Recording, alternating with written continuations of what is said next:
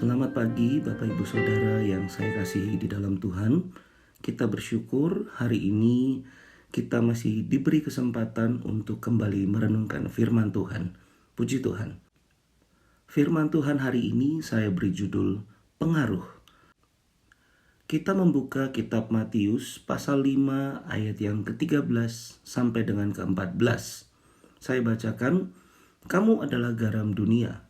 Jika garam itu menjadi tawar, dengan apakah ia diasinkan?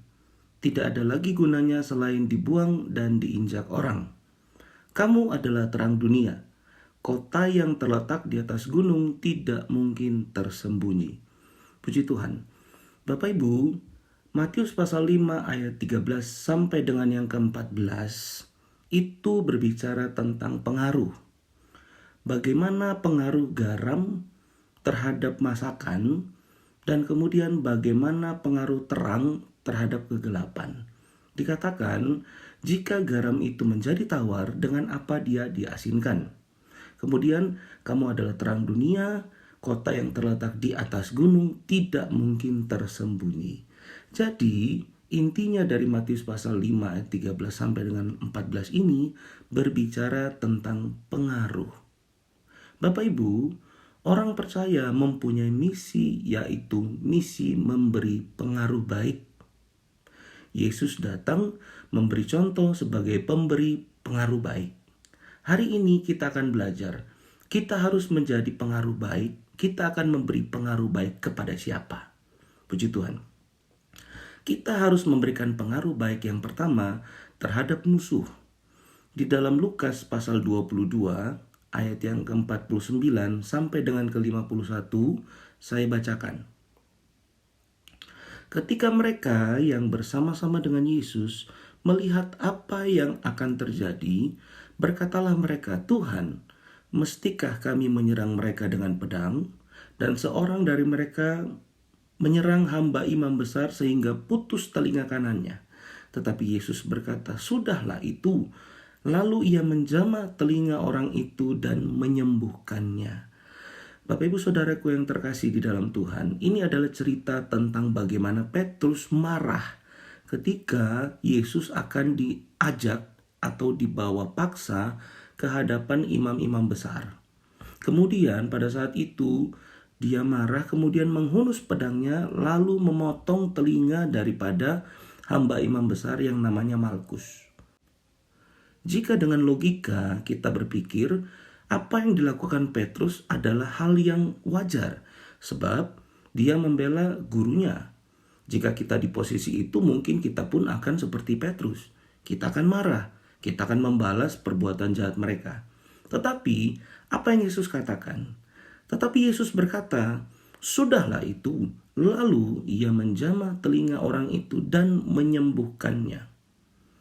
Ketika orang-orang di sekitar itu melihat bahwa apa yang Yesus perbuat bukan mendukung Petrus, mereka lalu ketakutan.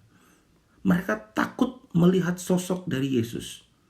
Takut dalam arti positif ya Bapak Ibu. Takut dalam arti segan. Sebab apa yang diperlihatkan Yesus adalah Yesus memberi contoh menjadi pengaruh baik bahkan untuk orang-orang yang membenci kita. Di dalam Matius pasal 5 ayat 41 berkata demikian, "Dan siapapun yang memaksa engkau berjalan sejauh 1 mil, berjalanlah bersama dia sejauh 2 mil. Ini adalah apa yang harus dilakukan oleh bangsa Israel, bangsa Yahudi, sebab mereka dijajah oleh bangsa Roma. Ketika bangsa Roma sedang berjalan, tentara-tentaranya melihat bahwa ada orang Yahudi wajib untuk membawakan semua barang-barang dari orang-orang Roma. Tetapi peraturannya hanya sejauh 1 mil.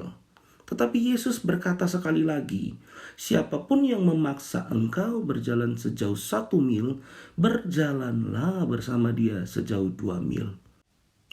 Kembali Yesus ingin memperlihatkan bahwa kita harus menjadi contoh yang baik, pengaruh yang baik. Bagi siapa? Bahkan bagi musuh kita. Matius pasal 5 ayat 39 berkata, Tetapi aku berkata kepadamu, janganlah kamu melawan orang yang berbuat jahat kepadamu, melainkan siapapun yang menampar pipi kananmu, berilah juga kepadanya pipi kirimu. Ini sering sekali bertolak belakang dengan apa yang dunia ajarkan. Sebab apa yang dunia ajarkan adalah jikalau engkau ditampar, engkau harus balas menampar. Karena itu adalah hal yang wajar sebab engkau sudah disiksa. Tetapi Bapak Ibu Saudaraku yang terkasih dalam Tuhan, Yesus memberi contoh bahwa kita sebagai orang percaya pun harus seperti Dia. Seperti apa? Kita harus membawa pengaruh yang baik bahkan bagi musuh kita sendiri. Bahkan bagi orang-orang yang jelas-jelas tidak menyukai kita. Kemudian yang kedua, kita harus memberikan pengaruh yang baik terhadap sesama kita. Yohanes pasal 13 ayat yang kelima berkata demikian. Kemudian ia menuangkan air ke dalam sebuah basi dan mulai membasuh kaki murid-muridnya, lalu menyekanya dengan kain yang terikat pada pinggangnya itu. Saudara, Yesus sedang memperlihatkan bahwa bahkan ia pun seorang raja, seorang yang dari tempat yang tinggi, yang kemuliaannya tinggi, datang ke dunia bukan untuk dilayani, melainkan untuk melayani. Itu terdapat di dalam Roma pasal 12 ayat yang ke-10 berkata demikian. Hendaklah kamu saling mengasihi sebagai saudara dan saling mendahului dalam memberi hormat. Banyak kali terjadi di dalam kehidupan kita, bahkan di dalam gereja, di mana kita tidak melakukan ayat ini. Yang kita lakukan malah sebaliknya. Saya tidak akan menegur dia, saya tidak akan menyapa dia, sebab kasta saya lebih tinggi dari dia. Saya tidak akan menyapa dia sebab pekerjaan saya lebih tinggi dari dia. Saya tidak akan menyapa dia sebab saya tahu status sosial orang itu. Tetapi saudara, apa yang diajarkan firman Tuhan malah kebalikannya. Hendaklah kamu saling mengasihi sebagai saudara dan saling mendahului dalam memberi hormat. Jadi Bapak Ibu Saudara, menurut Alkitab, menjadi pengaruh yang baik atau membawa pengaruh yang baik bagi kita orang Kristen bukan hanya tergantung kepada siapa, tetapi kepada semua orang, seperti apa yang sudah dijelaskan tadi. Kita harus membawa pengaruh yang baik bahkan kepada orang yang tidak menyukai kita sekalipun. Kesimpulan hari ini adalah teruskanlah misi dari Tuhan, yaitu menjadi pembawa pengaruh baik bagi sekitar kita. Puji Tuhan, mari kita berdoa.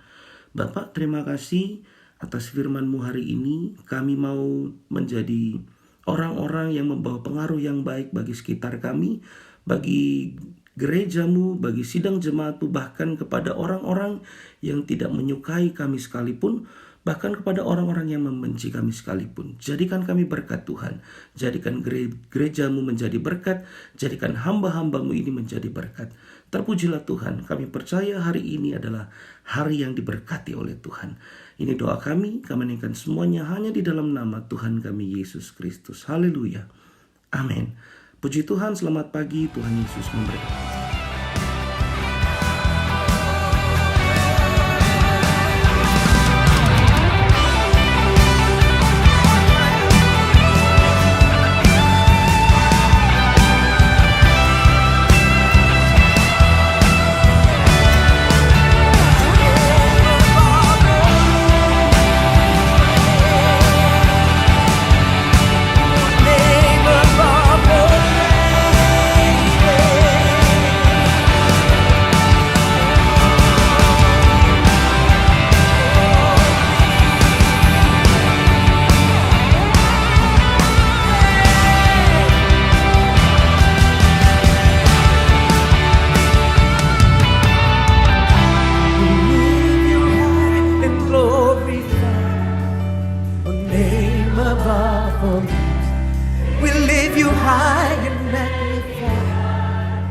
Oh Jesus, we lift you high and glorify, name above all names.